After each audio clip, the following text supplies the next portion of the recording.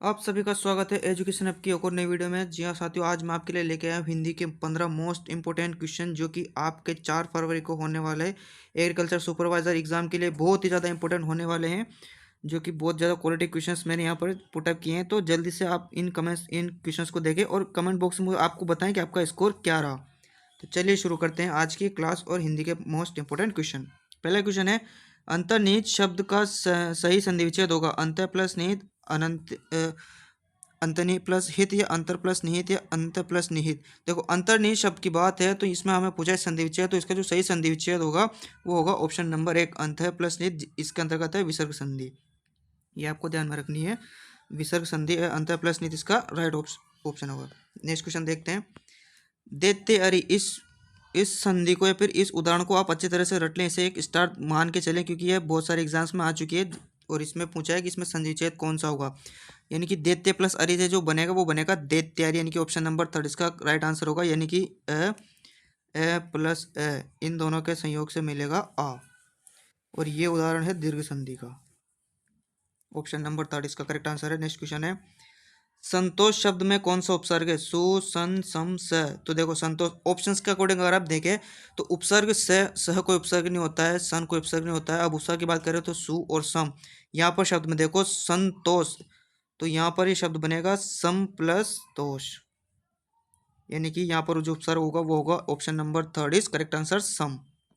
Next question है, निम्न में से किस शब्द में प्रत्यय का प्रयोग हुआ है? मोसेरा, विदेश, आताप या प्रबंध। देखो, ये क्वेश्चन एक स्टार लगा हुआ क्वेश्चन है क्योंकि ये क्वेश्चन एक एग्जाम में आया था जहाँ पर ये चारों ऑप्शन इसके सही माने गए थे क्योंकि इन चारों ऑप्शंस में प्रत्यय का प्रयोग हुआ है। तो चलिए देखते हैं कौन कौन से में किसका प्रत्यय प्रयोग हुआ था। मोसेरा की बात की जाए तो इसमें भी एक प्रत्यय का प्रयोग हुआ है। के अंतर्गत बात करें तो इसके अंतर्गत हुआ है एक, जिसकी इसका अगर हम संधिचेद करें तो बनेगा मोसा प्लस एरा। विदेश की बात करें तो इसमें वी उपसर्ग है, देश देश प्लस यहाँ पर भी प्रत्यय आतप की बात करें तो इसके अंतर्गत भी आ जो उपसर्ग है, तप मूल शब्द है तप, और इसका प्रत्यय है। प्रबंध की बात करें तो यहाँ पर प्र उपसर्ग है, बंद इसका मूल शब्द है, और इसका उपसर्ग है, सॉरी प्रत्यय है। तो यहाँ पर हर एक शब्द में प्रत्यय का प्रयोग हुआ है, तो इसलिए ये ऑप्शन ये जो क्वेश्चन है ये एक स्टार क्वेश्चन है, यानी कि इसके 4 ऑप्शन सही थे। नेक्स्ट क्वेश्चन है, लाजवाब शब्द में कौन सा समास है? तत्पुरुष, अव्ययभाव, बहुब्रीहि या कर्मधारय। ये क्वेश्चन भी स्टार है।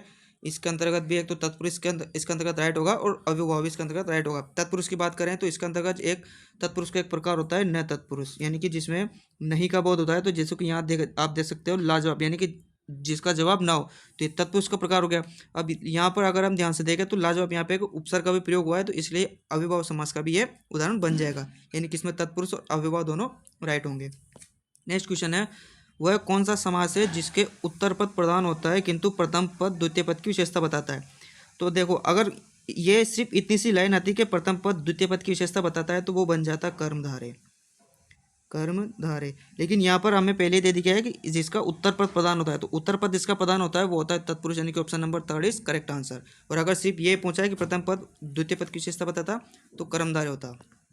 नेक्स्ट क्वेश्चन है, पशु पशु पांशु पण का क्रमशः सही अर्थ प्रकट करने वाला शब्द युग्म है? पतंगा, रात्रि, गंध, जानवर, रेत मूल्य, नेवला, घाव, उड़द या जानवर मूल्य, प्रतिज्ञा। तो देखो, पशु पक्षी आपने सुना होगा, एक शब्द सुना होगा, एक पशु और एक पक्षी। तो ये जो पशु होता है इसका जो अर्थ होता है वो होता है जानवर। तो यहाँ से 2 ऑप्शन आप काट सकते हो, एक तो जैसे कि जानवर यहाँ पे और यहाँ पे। इसकी बात करें नेक्स्ट शब्द की तो नेक्स्ट शब्द है पांशु। इसका मतलब होता है साथियों वो होता है रेत, यानी कि ये वाला ऑप्शन भी कट जाएगा, यानी कि option number 2 is correct answer. और ये जो पण होता है इसका मतलब मूल्य होता है। आप ये वाला सोच के इसका मतलब प्रतिज्ञा ना करें, क्योंकि जो प्रतिज्ञा का मतलब होता है वो होता है प्रण से, न कि पण। यहाँ पर हम दे रखा है पण, तो पण का जो मूल्य होता है वो, पण का जो अर्थ होता है वो होता है मूल्य। Option number 2 is correct answer.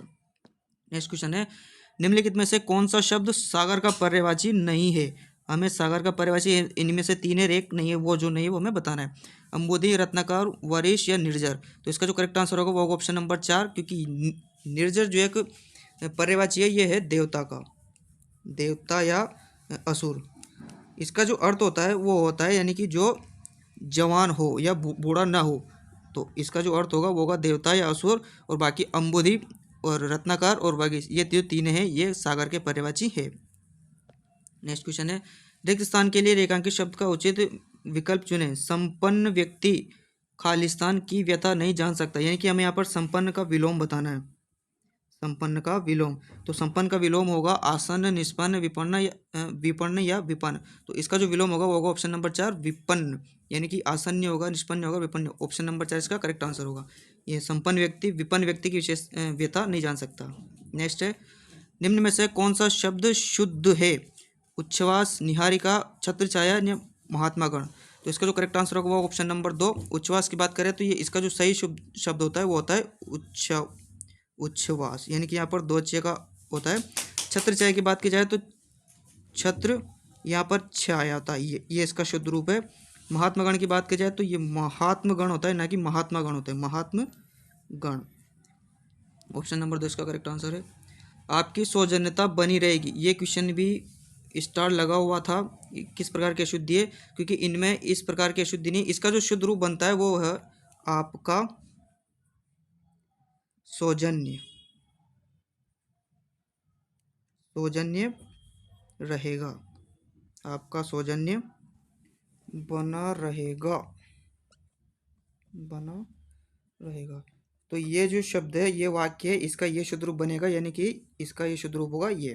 Next question है, सब लोगों से संबंध रखने वाला वाक्यांश के लिए एक शब्द होगा। सर्वकालिक, सार्वदेशिक, सार्वजनिक या सार्वभौमिक। ऑप्शंस पे अगर आप ध्यान दोगे तो यहाँ पर लिखा रहा है सार्वकालिक, यहाँ पे काल से संबंधित है, सार्वदेशिक देश से संबंधित है, सार्वभौमिक जगह संबंधित है। लेकिन जो सब लोगों से संबंधित होगा वो होगा सार्वजनिक, यानी कि ऑप्शन नंबर 3 इसका करेक्ट आंसर होगा। नेक्स्ट है, बहुत ही कठिन कार्य करना के लिए किस वाक्य में सही मुहावरा प्रयोग में लाया गया है? तो बहुत ही कठिन कार्य करना, इसका अर्थ होना चाहिए। देखो पहला ऑप्शन कह रहा है कि संस्कृत पढ़ना लोहे के चने चबाना है, कोई आसान काम नहीं, ये इसका करेक्ट आंसर बन जाएगा। बाकी अगर और की बात करें तो प्रताप ने जो ही लगाम लगाई चेतक ने हवा से बातें करने लगी, ये भी नहीं होगा। वह मेरी मुट्ठी में है, उससे तो मैं जो चाहे करवा सकता हूँ, ये भी नहीं होगा। और भारतीय जवानों को से लोहा लेना सरल काम नहीं, तो ये भी नहीं होगा, यानी कि ऑप्शन नंबर इसका करेक्ट आंसर होगा। नेक्स्ट है, बेल का बेल भी गया, 9 हाथ का पगा भी गया, लोकोक्ति का अर्थ होगा, यानी कि देखो यहाँ पर बेल गया, बेल का बेल भी गया और हाथ का पगा भी गया, यानी कि यहाँ पर बात हो रही है नुकसान की और बहुत भारी नुकसान की। तो इसका जो करेक्ट आंसर होगा वो होगा ऑप्शन नंबर 3, यानी कि बहुत बड़ा घाटा होना। नेक्स्ट, आज के लिए बस इतने क्वेश्चन है। आप मुझे कमेंट बॉक्स में ज़रूर बताएं कि आपने कितना स्कोर किया है, और ऐसे वीडियोस के लिए हमारे चैनल को सब्सक्राइब करें, और मिलते हैं आपसे अगले वीडियो में।